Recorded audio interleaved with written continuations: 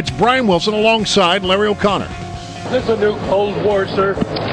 No, it's not a new Cold War. What it is a very specific issue related to Russia's unwillingness to recognize that Ukraine can chart its own path. President Barack Obama responding to the question you heard there, is this a new Cold War? He says no yesterday after he announced further economic sanctions against Russia.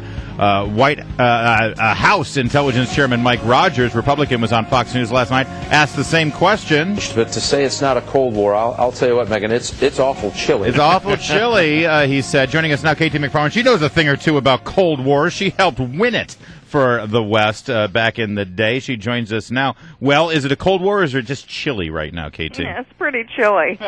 And we'll see what Putin does next. The ball is now in his court as to whether it escalates into a full-blown Cold War. I think it probably will. Well, let me get to that in a second, but you called this 4 months ago after the incursion into the Crimean Peninsula and the sanctions that were announced. You were basically mocking them at the time. You said this is going to mean nothing. Now here we are 4 months later, by admitting or by instituting these new round of sanctions, is the president sort of admitting that we've wasted time these 4 months? Well, I'm sure he'll never admit that he wastes time, including on the golf course. But, this is probably something we should have done a while ago. But the sanctions are good. I mean, they're tough sanctions.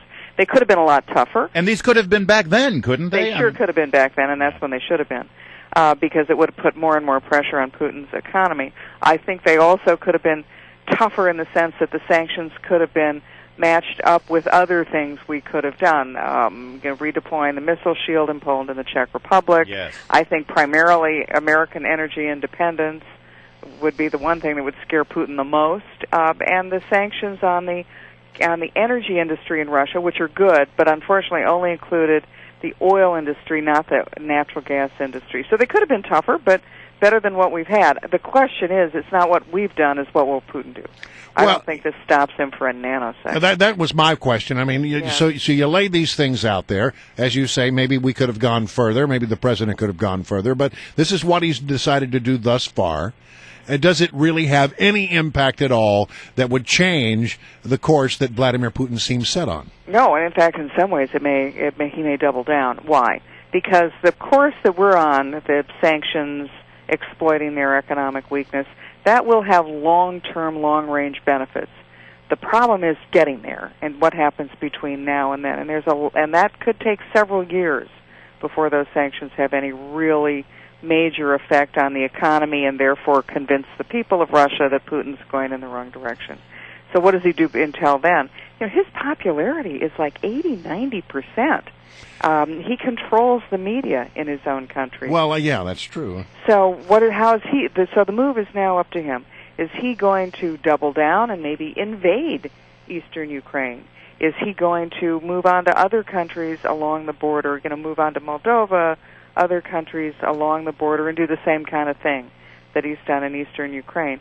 Really, the next moves are up to him. You just mentioned that you think this is going to lead to a full-blown war. Expand on that. Not a war, Cold War. Okay. So you do think that we're basically laying the groundwork for that. Let's talk about a full-blown war. It certainly seems that way in the Middle East. Israel yesterday ramped up their firepower against the Gaza Strip. Of course, the media is doing Hamas's bidding and doing all the tours of schools and showing all of the destruction there. But Israel seems to be pretty resolute there. How do you think this plays out? I don't think there's a ceasefire anytime soon because neither side has gotten what they want. The Israelis have to eliminate the tunnels. I think the Israelis were willing to do a ceasefire maybe a week ago before they realized the extent of these tunnels. Now they know they've got to eliminate the tunnels because if not, the tunnels will be used for another form of attack against Israel, at will.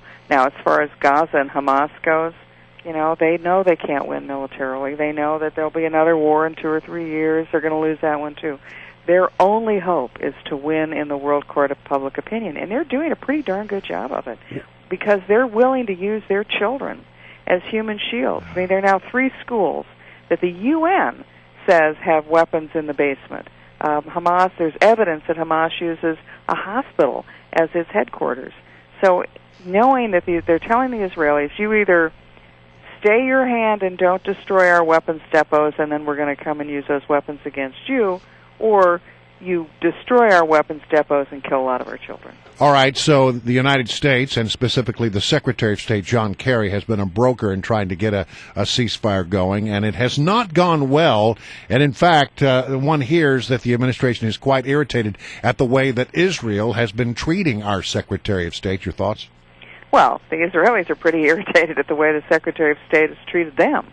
And he's essentially presented them with a proposal that says, ceasefire now, don't destroy the tunnels, open the borders. Opening the borders means then that terrorists can come through, and take it or leave it. And the Israelis have said, well, we can't accept that because that doesn't guarantee our security.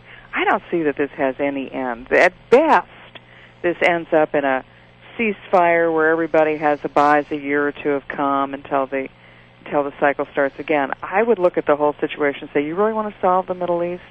Cut off their oil. Make their oil not valuable. Use the same economic techniques against the Middle East. The Al-Qaeda, the Iranians, Hezbollah, Hamas use the same technique that we're trying to use against Russia. Devalue their currency. Make their oil less valuable. How do you do that? Develop American oil. If oil goes below $80 or $90 a barrel, which most experts feel it would if the United States developed our oil, those guys in the Middle East, they're broke. They don't have a lot of extra money for nuclear weapons, killing each other. Their leaders are going to have a hard enough time staying in office themselves. All right, so what about this idea that Turkey might send a ship to Gaza? Some people are saying that the Turkish government would like to do this, and that would no doubt cause great consternation in the area. Well, Turkey does that. It escalates not just a Palestinian Hamas-Israel conflict, then it would escalate it. What's on that ship? Are Israeli Navy going to check the ship to make sure there are no weapons on it, or are they going to let it through? This has always been one of the contentions, that there's a blockade around Gaza because the Israelis don't want weapons to come in. Now, their ships get in there with plenty of civilian goods, but no ships with military goods. But will the Turks allow the Israelis to board the ship? If not, then it kind of breaks the blockade. And then you have exactly the situation the Israelis have been living with, which is the predictable cycle. Hamas starts a conflict. Israel retaliates. Hamas escalates by lobbing rockets into Israel. Israel retaliates by destroying the rockets. Then everybody's calm for a while Hamas rearms, and then they start the whole thing again. What this does is, if there is a blockade that's broken, if the tunnels exist, then Israel looks at a situation where Hamas is continuously rearming itself.